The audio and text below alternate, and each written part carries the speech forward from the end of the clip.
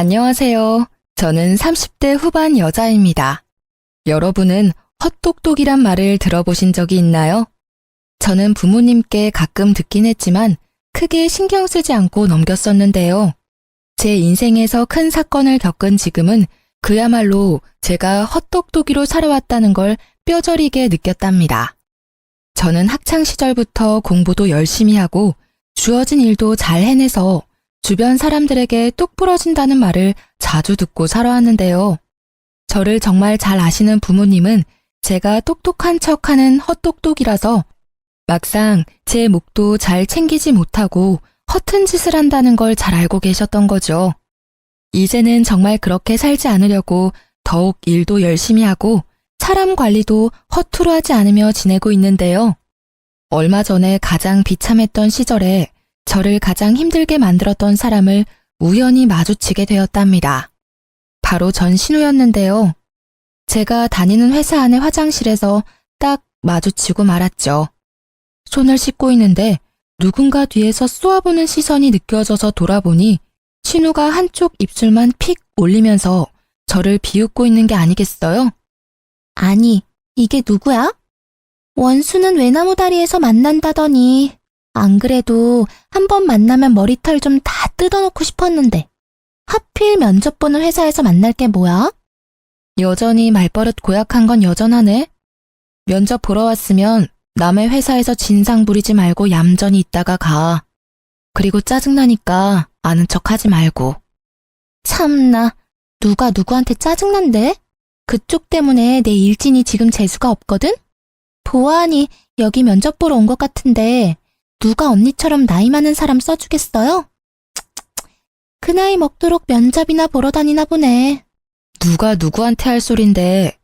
너야말로 이제 30 중반인데 너 백수라서 경력도 하나 없잖아. 뭘 믿고 면접 볼 생각을 하니? 저는 인상을 팍 쓰며 눈썹을 올리는 신우의 어깨를 팍 치고 화장실을 나가버렸어요. 그리고 당당하게 면접 장소로 걸어 들어갔죠. 제가 들어가자 이미 면접장에 앉아있던 직원들이 일어나서 인사를 건넸답니다. 맞아요. 저는 이 회사의 이사로 재직 중이랍니다. 몇 년 전에 이혼한 뒤에 더욱 스펙을 쌓아서 지금의 회사의 임원으로 이직을 성공할 수 있었는데요. 전에 다니던 회사보다 작지만 앞으로 수요가 많은 분야의 회사라서 만족하며 다니고 있답니다. 오늘 고객 서비스 센터 직원들을 더 뽑으려고 면접을 보는 자리인데 신우이를 여기서 본 거죠. 저는 신우이가 들어오기만을 기다리면서 다른 사람들을 차례로 면접을 봐나갔답니다. 그리고 드디어 신우이가 다소곳한 표정으로 면접장 안으로 들어오더군요. 정상적인 사람 흉내를 내고 있으니 기가 막혀서 혼자 헛웃음까지 나오더라고요. 신우이가 깍듯이 인사를 하고 고개를 들었고 차갑게 신우이를 보고 있는 저와 눈이 딱 마주쳤어요. 신우이가 저를 보고 제 앞에 이사라는 팻말을 보고는 동공이 마구 흔들리면서 얼굴이 새하얘지더라고요. 다른 직원들의 질문에 덜덜 떨면서 제대로 답도 못하는 신우이를 한심하게 바라보며 예전 결혼 생활을 떠올렸답니다. 사회에 나와서 만났으면 상대도 안 했을 신우이 때문에 죽고 싶을 정도로 힘들었을 때가 있었죠. 도대체 어떤 사연일지 궁금하시죠? 제 이야기를 한번 들어봐 주세요. 저는 사내 연애로 오랫동안 만났던 남자와 헤어지고 1년 동안 방황을 했었어요. 저도 그랬고 회사 사람들도 당연히 결혼까지 할 거라고 생각했지만 그 남자는 아니었던 거죠. 그렇게 30대 중반이 되니 마음이 급해져서 소개팅을 많이 하게 되었는데요. 그 중에 한 명이 바로 전 남편이었던 거죠. 남편은 저를 만나자마자 이렇게 말하더라고요. 제가 어머니 때문에 그동안 소개팅을 참 많이 했습니다. 그런데 오늘 같은 느낌은 처음입니다. 이런 걸 첫눈에 반했다고 하는 걸까요? 처음 만나자마자 느끼한 말을 해대서 사실 처음부터 호감이 가진 않았어요. 하지만 남편은 자기의 말을 증명이라도 하듯이 정말 열정적으로 구애를 했답니다. 거의 40에 가까운 남자가 20대 남자처럼 열정적으로 애정을 쏟아주니까 저도 마음이 기울더라고요. 직업도 대기업 팀장이라 연봉도 나쁘지 않았고 홀어머니와 여동생과 같이 산다고 했지만 가족 문제가 그렇게 크게 결혼에 걸림돌이 될 거라는 생각은 안 했던 것 같아요. 연애는 6개월 정도 하고 프로포즈를 받게 되었는데 짧은 시간이지만 자기 어머니에 대한 애틋한 마음을 자주 내비치긴 하더라고요. 우리 어머니가 나랑 여동생을 키우시느라 정말 고생을 많이 하셨어. 특히 내가 취직할 때까지 용돈 주셔가며 도와주셨지. 그래서 난 진짜 어머니한테 잘하고 싶어. 우리 부모님도 나 키우느라 고생 많이 하셨어. 어느 부모님이든 다 애틋하고 그렇지. 결혼 전에 말하고 싶은 게 있는데 물론 나도 최선을 다할 거야. 하지만 우리 효도는 각자 하자. 요즘 다 그런 거 알지? 어차피 분가해서 우리 둘이 사는데 양가 부모님들 뭐 얼마나 보겠어. 우리도 각자 일하느라 바쁘고. 근데 우리 엄마는 며느리랑 딸같이 친하게 지내시는 걸 항상 바라셨으니까 여보가 좀 맞춰줬으면 좋겠어. 너무 정없게 그러지 말고. 그래, 최선을 다한다니까. 그럼 자기도 우리 아버지랑 낚시도 가고 잘 지내줘. 우리 아빠도 사위랑 낚시 다니는 게 꿈이래. 제가 그렇게 말하니 남편은 꿀 먹은 벙어리처럼 아무 말도 하지 않더라고요.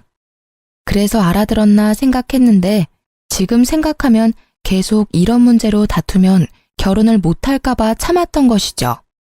그렇게 상견례를 하게 되었고 고급 한정식 식당을 제가 직접 예약했답니다. 친정 부모님도 정시에 도착하셔서 남편과 이런저런 얘기를 나누시고 있었고요. 그런데 예비 시모와 신우가 1시간이나 늦게 온 게 아니겠어요? 남편이 안절부절 못하니 친정 아버지는 오히려 괜찮다고 다독여주셨어요. 그때 문이 벌컥 열리며 두 사람이 거만한 태도로 들어오더라고요. 하필 골라도 이런 외진 데를 고를 게 뭐람? 택시도 안 잡히고 차는 또 어찌나 막히는지. 오빠, 우리한테 뭐라고 하지 마. 이런 식당을 잡은 게 문제지. 아, 짜증나. 배고파 죽겠네. 두 사람은 미안하단 말을 한마디도 하지 않고 오히려 당당하더라고요. 친정 부모님의 표정이 점점 굳어지는 걸 보자 제가 더 민망해졌답니다. 결혼식 날짜는 6월 20일로 받았는데 어떠신가요? 이날이 가장 좋다고 하는데요. 아, 안 돼요. 나 유럽 여행 갔다가 오는 날이 24일이니까 그 이후로 해요. 여행이요? 이미 예약을 다 한 거예요? 항공권도 다 샀어요? 아니, 아직 산 건 아닌데 이미 친구들하고 날짜 다 맞춰서 안 돼요. 아, 더 늦게 해요. 결혼식이 뭐 대수라고. 네? 오빠 결혼식이 여행보다 더 중요하죠. 제가 알아보니까 식장도 21일이 제일 저렴하고 조건도 좋아요. 좀 양보해 주시면 안 될까요? 예, 21일 말고 그 다음 주 주말로 하면 되지. 일주일 차이가 뭐 그리 대수라고 그래? 벌써부터 신우이를 이기려고 하니? 우리 아들같이 잘난 남자랑 결혼하면 받아들일 건 받아들여야지. 사부인, 안 그래요? 갑자기 친정아버지가 물컵을 쾅 하고 세게 놓으셨어요. 어머니가 얼른 아버지 손을 잡아 말리고 분위기는 순식간에 얼음처럼 차가워졌답니다. 화가 난 아버지를 보고 시모가 그제야 말을 아끼더라고요. 결국 결혼식 날짜는 다시 잡아보기로 하고 그 비싼 밥도 먹는 둥 마는 둥 한 채로 상견례가 마무리되었죠. 집으로 돌아오는 내내 친정 부모님은 아무 말씀도 없으시더라고요. 시모와 신우의 얼굴을 떠올리니 저도 마음이 심란해져서 결혼하는 게 잘하는 일인지 헷갈렸죠. 집에 돌아와서 아버지가 딱 한마디 하시고 방으로 들어가시더라고요. 이 결혼 다시 생각해봐라. 아버지의 차가운 목소리에 정신이 번뜩 드는 것 같았어요.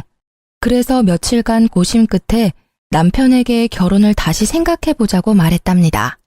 그랬더니 매일 저녁마다 집으로 찾아와 친정 부모님 앞에서 죄송하다고 비는 게 아니겠어요. 제 앞에서도 눈물을 흘리면서 애원을 하고 일주일 정도를 매일 와서 아버지를 설득하더라고요. 결국 아버지도 결혼을 허락해 주셨고 남편이 결혼식이며 신혼여행까지 책임을 지고 진행시키더라고요. 제가 신경 쓰지 않도록 세세한 부분까지 신경 써가며 결혼식을 준비하는 걸 보니 이 남자를 믿고 살아가 봐도 좋겠다는 생각이 들었죠. 그렇게 여름에 신부가 되어 결혼식을 치르는 날이 다가왔답니다. 신부 대기실에서 친구들과 사진 찍으며 얘기를 나누고 있는데 문이 벌컥 열리더라고요. 문소리만 듣고도 본능적으로 신우이라는 걸 알겠더라고요. 신우를 본 친구들이 경악을 하며 저를 바라봤어요. 그래서 저도 신우를 쳐다봤는데 세상에 하얀 원피스를 입고 왔더라고요. 거기다 빨간 구두를 신고 화장도 세상 촌스럽게 하고 와서 누가 보면 결혼식 파토 내려고 온 여자인 줄 알겠더라고요. 아가씨, 왜 한복을 안 입고 원피스를 입었어요? 근데 원피스 색이 좀... 색이 왜요? 이거 베이지 색이에요. 내가 살 때도 흰색 아닌 거 확인하고 산 거예요. 나도 예의는 있어요. 그리고 이거 명품이라고요. 소리를 삑 지르고 제 옆에 앉아서 사진을 찍기 시작하는데 진짜 미쳐버리겠더라고요. 친구들도 기가 막혀서 입을 떡 벌리고 있고 다른 사람들은 신우이 옷을 보고 다 수군수군 됐죠.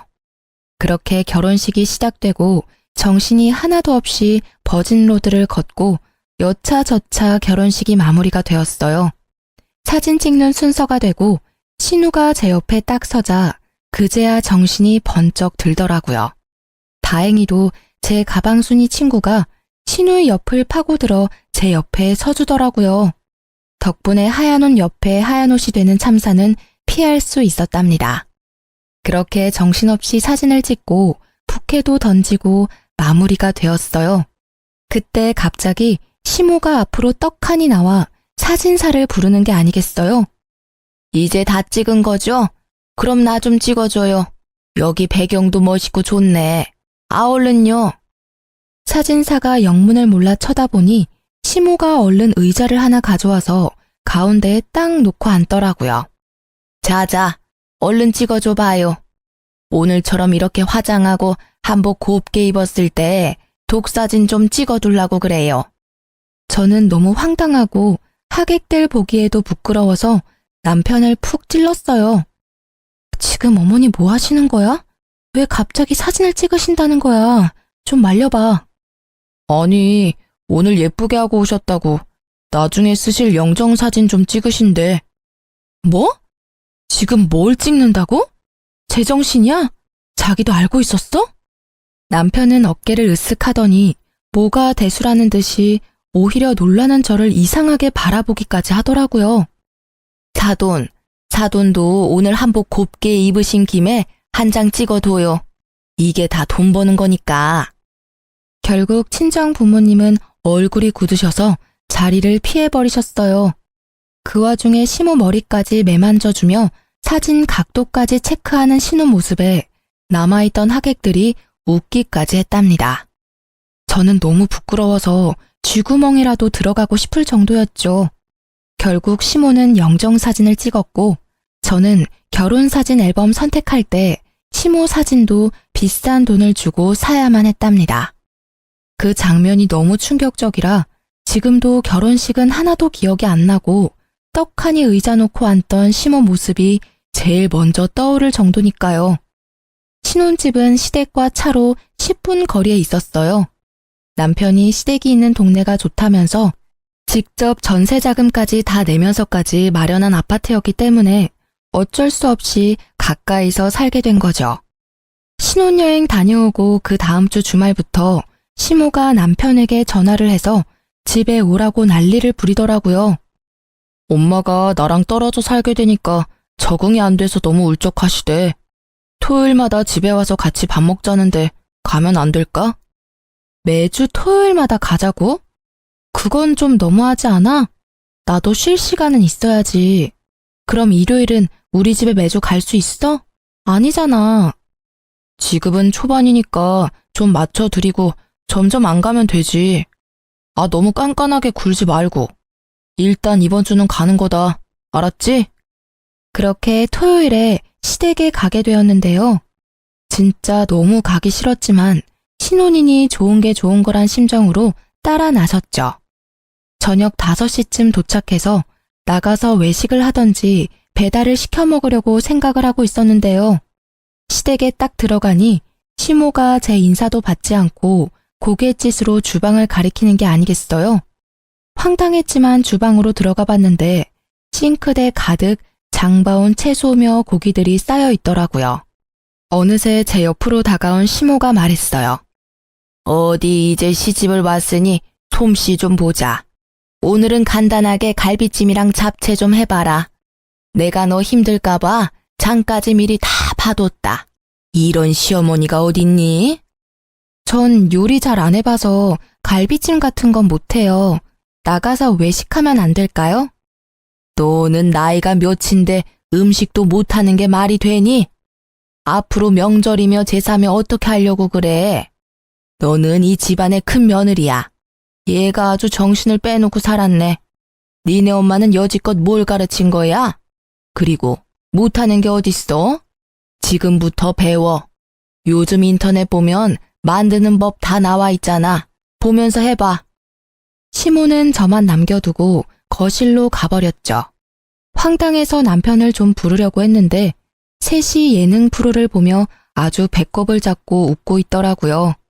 진짜 어이가 없어서 남편과 눈 좀 마주치려고 계속 애쓰고 있는데 시모가 저를 매서운 눈으로 째려보면서 얼른 하라는 식으로 또 고갯짓을 했죠.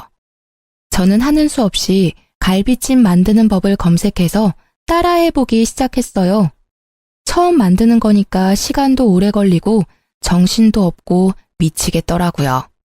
혼자 불 앞에서 땀을 뻘뻘 흘리며 요리를 하고 있는데 신우가 어슬렁거리며 주방으로 들어왔죠. 뭐, 타는 냄새 나는 것 같은데? 언니 진짜 잡채도 처음 해봐요? 그래놓고 어떻게 결혼을 할 생각을 했지? 아가씨, 지금 정신 하나도 없으니까 좀 도와주던지 아니면 나갈래요? 무서워. 네네, 나갈게요. 오늘 안에는 먹을 수 있으려나 몰라. 그러면서 제가 썰어놓은 당근을 하나씩 빼서 먹는 게 아니겠어요. 제가 도끼 눈을 하고 쳐다보니까 신우가 훗 하고 비웃고는 들었던 당근을 탁 던져버리고 나가더라고요. 저는 다 때려치고 집으로 뛰쳐가고 싶었지만 참을 인자를 새기며 계속 요리를 할 수밖에 없었죠. 거의 2시간 동안 만들어서 간신히 밥상을 차렸는데 얄미운 신우가 또 한마디 하면서 식탁에 앉더라고요. 배고파 죽겠네. 갈비찜 30분이면 할 걸 무슨 2시간이 걸려? 너무 짜다. 오빠, 잡채 좀 먹어봐. 와, 이렇게 맛없는 거 처음 먹어봐. 우리 아들 도대체 장가 가서 뭐 먹고 회사 가는 거야? 너 남편 저녁밥은 챙겨주니? 그 쉬운 갈비찜도 이따위로 만들고 한심하다 한심해. 너 안 되겠어. 매주 주말마다 와서 요리 배워. 알았어? 저희는 저녁까지 회사에서 다 먹고 와요. 그리고 요즘 밀키트가 얼마나 잘 나오는데요. 돈도 더 절약돼요, 어머니. 말 대답 좀 하지 마라. 너 제사상도 밀키트로 차릴 거야? 에휴, 얘를 뭐부터 가르쳐야 돼? 나이나 어리면 그러려니 하지. 이건 40이 다 돼가면서 남편 밥도 제대로 못 차리는 걸 하필 데려와가지고. 시모는 거칠게 숟가락을 내던지면서 소리를 지르는 거예요.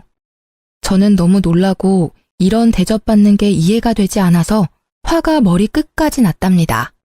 입술을 꽉 물고 남편을 쳐다보니 남편은 고개만 푹 숙이고 밥을 먹고 있더라고요. 시누이와 시모는 못 먹겠다면서 거실로 나가서 계속 궁시렁대더라고요. 저는 이대로 가단 폭발할 것 같아서 조용히 일어나 가방을 들고 현관문으로 향했어요. 제가 나가는 걸 본 시모가 악을 쓰듯이 소리를 지르더라고요. 야, 너 어디서 배워먹은 버르장머리야? 당장 안 들어와? 누구 보고 설거지하라고 부엌을 개판으로 만들고 나가는 거야? 야! 저는 그대로 집으로 돌아왔고 남편은 뒤따라오더니 시모한테 전화해서 사과하라고 계속 강요하더라고요. 그런 남편도 꼴 보기 싫어서 아무 말도 안 하고 일주일 동안 냉전이 이어졌답니다. 시모와 신우는 하루에 수십 개씩 메시지를 보내는데 스토커도 이렇게는 안 할 것 같네요. 소름까지 끼쳐서 아예 며칠은 핸드폰을 끄고 살 정도였답니다. 특히 어이가 없는 건 제가 그렇게 가버렸는데도 신우가 매주 금요일마다 먹고 싶은 메뉴를 보내는 거였어요. 도대체 무슨 생각으로 사는 건지. 진심으로 신우이가 덜 떨어져 보이기까지 했어요. 그러거나 말거나 읽지도 않고 철저히 무시해버렸죠. 퇴근하고 와서 저녁 먹고 쉬고 있는데 갑자기 초인종이 막 울리는 게 아니겠어요. 깜짝 놀라서 옆에 있던 남편을 쳐다보니 남편도 영문을 모르겠다는 표정으로 확인을 해보더라고요. 아니나 다를까 신우가 저승사자처럼 서 있더라고요. 언니, 왜 연락을 안 받아요? 혹시 나 차단한 거예요? 진짜 기가 막히네. 무슨 일인데 야밤에 집까지 찾아와요? 급한 일이 있으면 오빠한테라도 연락하면 되잖아요. 엄청 급한 일이니까 내가 쫓아온 거죠. 나 내일 갑자기 면접이 잡혀서 내일 입고 갈 옷 좀 빌려줘요. 언니는 회사 다니니까 정장 많잖아요. 신우는 통보하듯 말하고는 거침없이 안방문을 열고 들어가더라고요. 너무 황당해서 얼른 뒤따라갔는데 벌써 옷장을 열고는 제 옷들을 뒤적이고 있었어요. 아니 이게 지금 뭐 하는 거예요? 왜 남의 옷을 막 뒤져요? 그리고 아가씨랑 나랑 사이즈가 다른데 어떻게 입으려고요? 얼마나 차이 난다고 그래요? 가지고 있는 옷 중에 좀 사이즈 넉넉한 거 없어요? 아니, 내가 당장 옷을 사달라는 것도 아니고 한 번 빌려 입는다는데 뭘 이렇게 야박하게 굴어요? 그래, 내일 면접 본다는데 당신이 좀 좋은 마음으로 옷 좀 챙겨줘. 이 옷 괜찮네. 나 이거랑 이 블라우스 가져가도 되죠? 어? 이 가방 내가 갖고 싶었던 건데. 나 내일 한 번만 들고 갔다 오면 안 돼요? 가방은 안 돼요. 나도 큰 마음 먹고 산 거라 몇 번 들지도 않았어요. 옷만 가져가요. 언니, 새 것도 아니고 쓰던 건데. 내일 한 번만 빌려줄 수 있잖아요. 정없이 뭘 그렇게 딱 잘라요? 딱 한 번만요. 그럼 잘 쓸게요. 제가 말릴 새도 없이 신우는 가방이랑 옷들을 가지고 현관문으로 질주를 하더라고요. 현관문까지 휑하게 열어놓고 가버린 걸 보니 기가 막혀도 진짜 한참 막히더라고요. 남편도 제가 한마디 할 줄 알고 슬그머니 화장실로 들어가서 나오지도 않고 저는 혼자 냉수를 벌컥벌컥 들이켜고 화를 식혀야만 했답니다. 하루만 입고 돌려준다더니 옷과 가방을 가져간 지 벌써 한 달이 흐르고 있었어요. 저는 남편을 앞세워서 시댁으로 찾아가 봤죠. 아니 그렇게 전화를 해도 받지도 않더니 네가 무슨 바람이 불어서 집까지 다 왔냐? 온 김에 저녁이나 해서 먹고 가라. 역시나 제가 집안에 들어가자마자 시모는 밥 타령을 하기 시작하더라고요. 저는 시모의 말을 무시하고 신우이의 방으로 들어갔어요. 얼마나 정리를 안 하고 사는지 돼지우리가 따로 없더라고요. 저는 신우 옷장을 열어 제 옷을 찾기 시작했죠. 저 구석에 돌돌 말려서 처박힌 블라우스를 발견할 수 있었어요. 옷을 펼쳐보니 세상에 김치 국물 자국이 길게 나 있는 게 아니겠어요? 제가 비싸게 주고 산 실크 블라우스였는데 그걸 가져가더니만 마구 더럽혀 놓은 모습에 화가 머리 끝까지 났죠. 더럽혔으면 빨아놓기라도 해야 하는 거 아닌가요? 신우가 저를 자기 아래로 생각하니까 이딴 행동을 할 수 있다는 걸 깨달았죠. 저는 옷장을 뒤져서 신우의 옷 중에서 그나마 비싸 보이는 니트를 찾아서 화장실로 갔어요. 그러고는 변기 안에서 신우의 옷을 마구 쑤셔놓고 나와버렸어요. 마침 신우이가 집으로 딱 들어오더라고요. 그런데 저한테 뺏어갔던 가방을 떡하니 들고 있는 게 아니겠어요. 아가씨, 하루 빌려간다면서 한 달이 지나도록 왜 옷을 안 가져와요? 그리고 그 가방, 내 건데 왜 본인 것처럼 들고 다녀요? 당장 내놔요. 아, 진짜. 그까짓 것 얼마나 한다고 집까지 와서 난리예요. 어차피 언니한테 이 가방 어울리지도 않아요. 나이 들어서 이런 거 들면 뭐해요? 들고 다녔으니까 준 거잖아요. 그냥 나한테 줘요. 사달라는 것도 아니고. 이거 봐요. 옷에도 김치 국물 잔뜩 흘려놓고. 아가씨는 기본 예의가 없네요. 당장 가방 내놔요. 저는 신우의 손에서 억지로 가방을 뺏어서 현관으로 가버렸어요. 그때 시모가 달려와서 제 팔을 잡고 저를 휙 돌려 세우더라고요.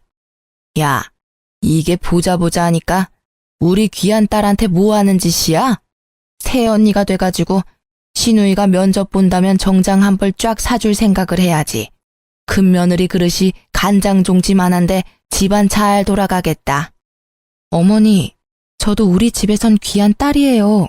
그리고 생판 모르는 사람한테 숟가락 하나를 빌려도 깨끗하게 닦아서 돌려주는 게 당연한 건데 아가씨 하는 짓 좀 보세요. 그때 신우이가 악 하고 소리를 지르는 소리가 들리더니 변기물이 뚝뚝 떨어지는 니트를 들고 제 앞으로 달려들더라고요. 이거 언니가 이랬어요? 진짜 미친 거 아니야? 이게 얼마짜린데? 더군다나 니트를 변기에 쳐박아? 진짜 정신병자네? 오빠 정신병자랑 결혼했어. 나 절대 못 넘어가. 얘가 처음엔 아주 얌전을 떨더니만 아주 무서운 애였네. 진짜 네가 이런 거야? 너 제정신이야? 당장 우리 딸한테 사과하고 당장 똑같은 거 사와.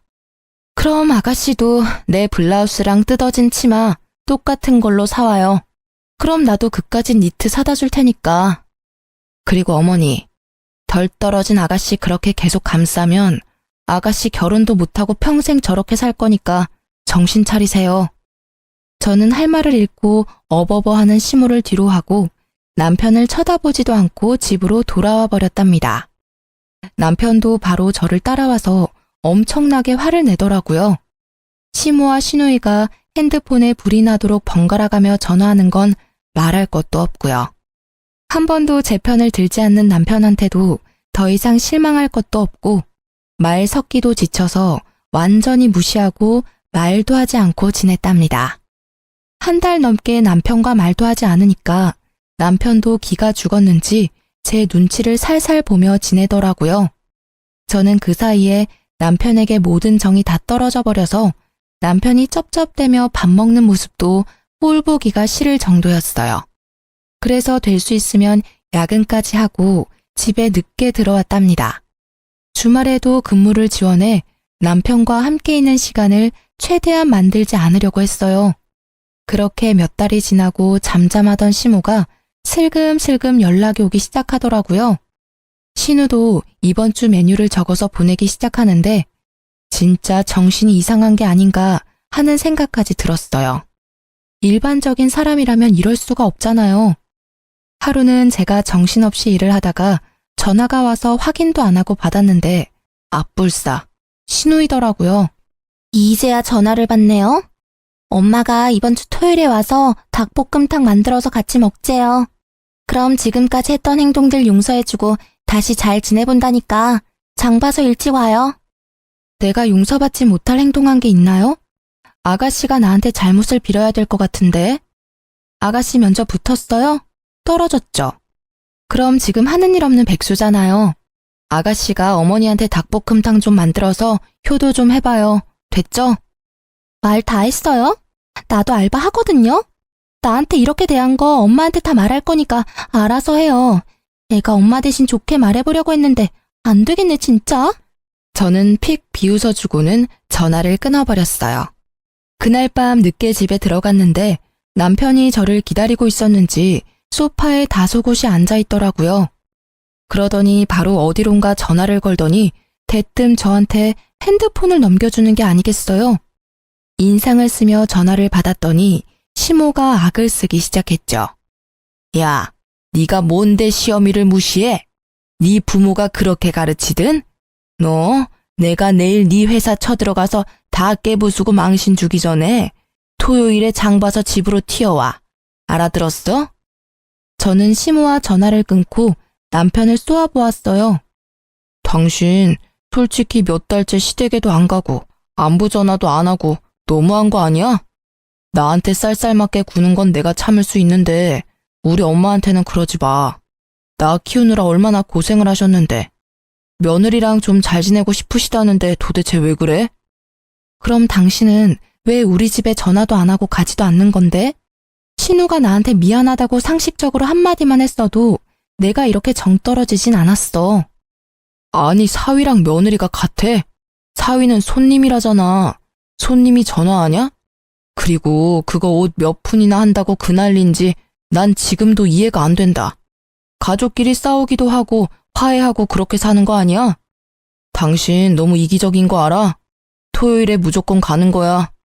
역시 남편과는 대화가 전혀 통하지 않았어요. 그놈의 닭볶음탕이 이렇게 저를 힘들게 할지는 상상도 못했는데 말이죠. 저는 작년 이맘때쯤에 저를 떠올려 봤어요. 시댁과 남편과 엮이지 않았을 땐 자유롭고 홀가분한 삶을 살았었는데 지금은 너무나 숨이 턱턱 막혀왔어요. 결혼하지 말라는 친구들의 말이 그냥 행복에 겨운 투정인 줄 알았는데 진심이었을 것 같다는 생각이 들었죠. 왜 결혼을 했는지 너무나 후회되고 할 수만 있다면 작년으로 시간을 되돌리고 싶었답니다. 결국 토요일에 장을 봐서 남편과 시댁으로 갔죠. 집 안으로 들어가 보니 시모와 신우는 저를 아는 척도 안 하고 텔레비전을 보고 낄낄대고 있더라고요. 저도 말 섞기 싫어서 바로 주방으로 들어가서 재료를 손질하기 시작했어요. 닭을 데치고 있는데 시모가 어느새 쓱 들어와서 제가 하는 걸 보고 있더라고요. 닭볶음탕 해보긴 했니? 닭 냄새 안 나게 잘해라. 네 남편이 얼마나 냄새에 민감한 줄 아니? 전 시모 말에 대꾸도 안 하고 요리를 해나갔어요. 시모가 머쓱해졌는지 알아서 주방을 나가더라고요. 그렇게 닭볶음탕이 완성되었고 저는 식탁에 한 상 차려놓았죠. 와, 냄새 좋은데? 맛있어 보이네. 처음인데도 그럴듯한데? 먹어봐야 아는 거지. 아니 하면 이렇게 잘하면서 왜 그렇게 튕겨? 세 사람 다 숟가락을 들고 먹기 시작했죠. 저는 가만히 앉아서 바라보기만 했답니다. 아, 이게 뭐야? 토할 것 같아. 왜? 얘, 이게 뭐니? 아우 짜! 소금을 들이부었어? 어머, 그렇게 짜요? 제가 처음 해봐서 맛을 잘 모르겠더라고요. 먹어봐도 계속 싱거워서 소금을 좀 더 넣었는데. 먹어보니 좀 짜긴 하네요. 어떡하죠? 시모가 열이 받았는지 숟가락을 집어 던지더라고요. 신우는 화장실에 가서 토를 하는지 입을 씻어내는지 한참을 나오지 않았죠. 당신 이게 뭐 하는 짓이야? 진짜 실수한 거 맞아? 이렇게 소금 범벅을 해놓고 어떻게 남편 먹으라고 내놓을 수가 있어? 너 딱 봐도 일부러 그랬지? 이거 진짜 못 쓰겠네. 주방도 아주 개판으로 만들어 놓고. 너 당장 싹 정리하고 집 청소까지 다 해놓고 있어. 너는 밥 먹을 자격도 없어. 우리는 나가서 밥 먹고 올 테니까 그때까지 기다리고 있어. 난 이번 일 절대 그냥 못 넘어가. 이건 우리 집을 무시하는 거야. 저는 아무 대꾸도 하지 않고 소금 범벅 닭볶음탕을 바라보고 있었죠. 세 사람은 기가 막히다고 한참을 열을 내더니 밖으로 나가더라고요. 저는 주방을 더 엉망으로 만들어 놓고 닭볶음탕이 담긴 냄비를 가지고 친정으로 향했어요. 사실 덜어놓은 한 접시에만 소금을 쏟아부었고 나머지는 정상적인 닭볶음탕이었거든요. 제가 갑자기 찾아오자 친정 부모님은 놀라신 눈치였지만 제가 만든 닭볶음탕을 드시면서 맛있다고 행복하게 드시더라고요. 저도 그런 부모님의 모습을 보며 그동안 부모님을 위해 요리 한번 제대로 해본 적이 없다는 걸 깨닫고 제 자신을 돌아보게 되었죠. 부모님과 식사를 마치고 수다를 떨면서 오랜만에 평화로운 시간을 보내고 있는데 아니나 다를까 핸드폰에서 불이 나도록 연락이 오기 시작했어요. 30분 정도 지났을까? 친정집 현관문을 누가 미친 듯이 두드리기 시작했답니다. 놀라신 부모님이 현관문을 열자 남편이 씩씩대며 서 있더라고요. 아니 자네 이게 무슨 일인가? 왜 이렇게 문을 부수듯이 두드려? 제처 여기 있죠? 아무리 전화를 해도 받아야 말이죠. 야, 당장 나와. 야라니? 자네 왜 이렇게 흥분을 했나? 도대체 무슨 일인가? 저게 우리 집 주방을 개판으로 만들고 일부러 소금을 들이부어서 제 동생은 죽을 뻔했다고요. 아니 시댁을 얼마나 무시하면 그딴 짓을 합니까? 저 절대 못 넘어갑니다. 오늘 아주 버릇을 단단히 고쳐놔야지. 야, 당장 나와. 누가 들으면 내가 음식에 독이라도 탔는 줄 알겠네. 당신이야말로 우리 집에 와서 이게 무슨 행패야? 우리 집은 우스워 보여? 이게 아직도 말대답이야? 하늘 같은 남편을 이따위로 취급해. 당장 따라 나와. 남편이 제 손목을 세게 비틀어서 잡아 끌기 시작했어요. 화가 난 아버지가 남편을 팍 밀쳐버렸죠. 자네야말로 장인 장모를 얼마나 무시하면 내 앞에서 내 딸 손모가지를 비트나? 여지껏 우리 딸 이렇게 대한 거야? 당장 꺼지게. 당장! 친정아버지가 문을 못 닫도록 막아대는 남편을 다시 한번 세게 밀어서 넘어뜨리고는 현관문을 닫아버렸답니다. 남편은 한참을 쿵쿵 발로 현관문을 차다가 돌아갔죠. 너 여지껏 이런 취급을 받았어? 네가 저놈보다 뭐가 부족해서? 당장 이혼해라. 하나 보면 열을 한다고 더 볼 것도 없다. 아버지의 말을 듣고 저도 정신이 바짝 차려지면서 이혼을 해야겠다는 결심이 굳어졌어요. 그렇게 당장 남편에게 이혼을 통보했고 남편은 절대 안 된다며 집으로 들어오라고 했어요. 난 이혼할 때까지는 절대 그 집으로 돌아가는 일 없을 거야. 내가 그 집에 가는 날은 내 짐을 빼오는 날뿐이야. 오늘 당신 회사로도 이혼 서류 보냈으니까 당장 도장 찍어서 보내. 내가 바람을 폈냐? 너를 패기라도 했냐? 내가 이혼 안 하겠다는데 네가 무슨 수로 이혼을 할 건데? 어디 한번 계속 개겨봐. 누가 이기나 보자. 저는 닭볶음탕을 만들러 간 날에 시모와 남편이 한 대화를 모두 녹음했었고 남편이 친정에 와서 소란을 피운 것도 모두 녹음을 해놓았었거든요. 일부분을 남편에게 보내자 남편이 일단 이혼 서류 들고 만나자고 태도를 바꾸더라고요. 그래서 약속 장소로 나가서 남편을 기다렸답니다.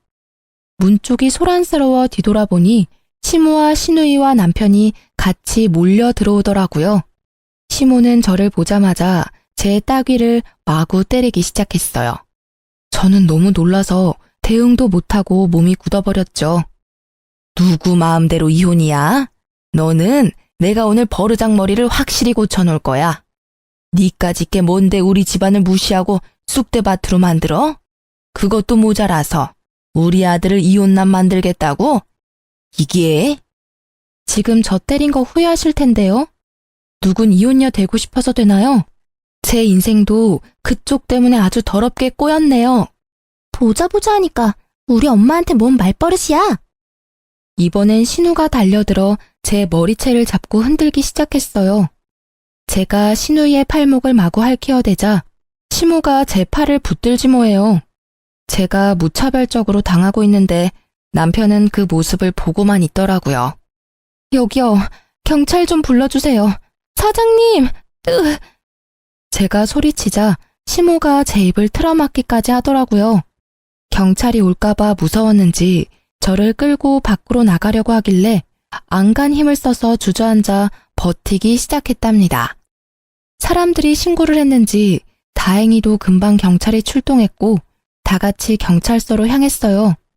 제 인생 처음으로 경찰서에 와서 조사도 받고 결혼하고 참 별일을 다 겪는다 싶었죠. 저는 경찰에게 폭행죄와 협박죄로 세 사람 모두 고발하겠다고 하고 진술서를 적기 시작했고 그 모습을 보던 세 사람이 펄쩍 뛰었죠.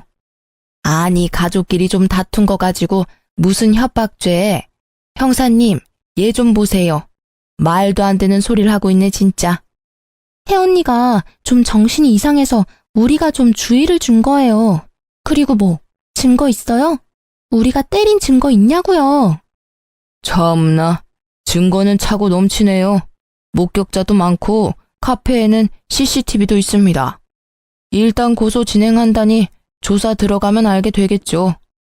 경찰 말을 듣고는 시모가 갑자기 제 손을 덥석 잡고 비굴하게 미소를 짓더라고요.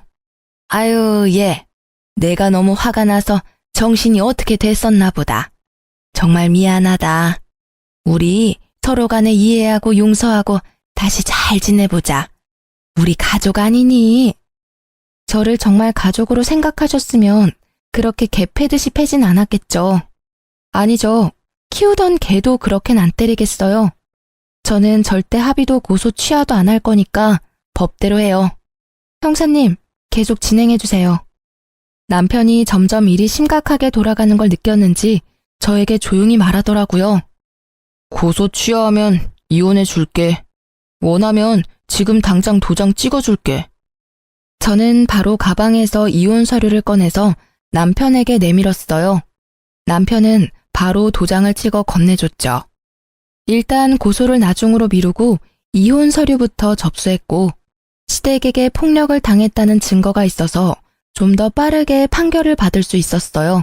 그렇게 1년이 채 넘지 않은 결혼 생활의 종지부를 찍게 되었답니다. 이혼 확정 신고한 바로 다음 날 저는 다시 해당 경찰서에 찾아가 고소를 진행했고 몇 달이 지나 시모와 시누이에게 폭행죄로 벌금이 선고되었다는 걸 통보받을 수 있었어요. 그리고 바로 남편과 시모에게 계속 연락이 왔고 제가 받지 않자 온갖 욕을 해대며 음성 메시지를 잔뜩 남겨놓았더라고요. 전 상대하기도 싫어서 바로 핸드폰 번호도 바꾸어버리고 남편과 시댁 자체를 머릿속에서 지워버리려고 온갖 노력을 했어요. 1년의 결혼과 이혼 과정은 제 인생에서 철저히 도려내고 싶은 부분이라 오히려 질질 끌지 않고 빨리 해결해서 감사할 뿐이었죠. 그렇게 5년의 시간이 흐르고 저는 연애도 하지 않고 오로지 일에만 몰두했답니다. 그러다가 헤드헌터에게서 현재 회사의 임원 자리로 스카웃 제의를 받아 이직을 하게 되었고 혼자여도 만족스러운 삶을 살아가고 있었죠. 그러다가 면접 자리에서 전 시누이를 딱 맞닥뜨리게 되니 예전 생각이 나서 기분이 너무 안 좋더라고요. 면접 내내 제 눈치만 보며 말도 제대로 못한 시누이는 쫓기듯이 면접장을 나가버렸어요. 그렇게 마무리가 되었나 싶었는데 복도에서 저를 기다리고 있더라고요. 제가 무시하고 지나가자 거칠게 제 손목을 낚아채는 거 있죠? 저는 시누이의 손을 탁 쳐내고 날카롭게 쏘아붙였어요. 이게 지금 예의 없게 무슨 짓이죠? 우리 집은 개떡같이 만들어놓고 혼자 아주 잘 나가고 계셨네? 너랑 이혼하고 우리 오빤 회사에서 잘려서 지금까지 백수야. 생활비가 없어서 우리 엄마가 청소 일하러 다니다가 허리 다쳐서 지금 요양병원에 있어. 다 너 때문이야. 어떻게 책임질래? 네 오빠가 잘려서 다시 직장 못 구하는 게 왜 내 탓이니? 무능력한 네 오빠 탓이지. 그럼 네가 정신 차리고 고깃집 불판이라도 닦아서 돈을 벌어야지. 너 지금까지 백수지? 뭐? 너 지금 말 다 했어? 너 때문에 빨간 줄 생겨서 취직도 못하는 거잖아. 네가 책임져. 그러니까 나 여기 합격시켜. 너 이사라며. 신우가 큰 소리를 내는 게 들렸는지 대표님이 이쪽으로 걸어오는 게 보였어요. 김 이사님, 무슨 일 있나요? 괜찮아요? 아닙니다. 아무 일 없습니다. 대표님, 오늘 면접 지원자인데 끝나고 뭘 좀 물어보셔서요. 신우의 눈에도 대표님이 젊은 훈남으로 보이는지 갑자기 얼굴을 붉히며 다소곳해지더라고요. 그 모습이 어이가 없어서 헛웃음이 났죠. 저는 주위를 둘러보고 아무도 없다는 걸 확인하고는 슬쩍 대표님의 팔짱을 꼈답니다. 대표님이 놀라서 저를 바라보다가 저와 눈이 마주치고 흐뭇하게 미소를 지었어요. 그 모습을 보고 신우이의 입이 떡 벌어진 채 굳어 있더라고요. 비밀로 하자더니 소문이라도 나면 어쩌려고 그래요? 나야 좋지만. 사실 저는 대표님과 1년 넘게 사내 연애 중이었답니다. 저보다 4살이 많은데 일만 하느라 여지껏 연애도 많이 해보지 않았던 대표님과 매일 야근하며 붙어있다 보니 이성적인 감정이 싹 트더라고요. 슬슬 결혼 얘기가 나오고 있어서 곧 회사에도 알릴 예정이긴 했지만 신우의 부끄러워하는 얼굴을 보니 일부러 보여주고 싶었달까요? 합격자는 내가 결정하는 게 아니라 서류 전형과 면접 점수를 합산해서 공정하게 선발할 예정입니다. 합격자 발표까지 기다리세요. 입술을 씹으며 저를 노려보는 신우이를 뒤로하고 대표님과 함께 사무실로 돌아갔죠. 당연히 합격하지 못했고요. 다시는 마주치고 싶지 않을 뿐입니다. 전 매일을 바쁘게 일하며 지내고 있고 대표님의 프로포즈를 받아 곧 결혼식을 올릴 예정이랍니다. 이번엔 아픔 없는 결혼 생활을 이어나가고 싶은 마음이 크네요. 하지만 가장 소중한 건 제 자신이니까 항상 저를 첫 번째로 두고 살아가려고 한답니다. 여러분도 자기 자신을 최고로 여기는 삶을 사시길 바라면서 제 사연을 이걸로 마칠게요. 들어주셔서 감사합니다. 모두 행복하세요.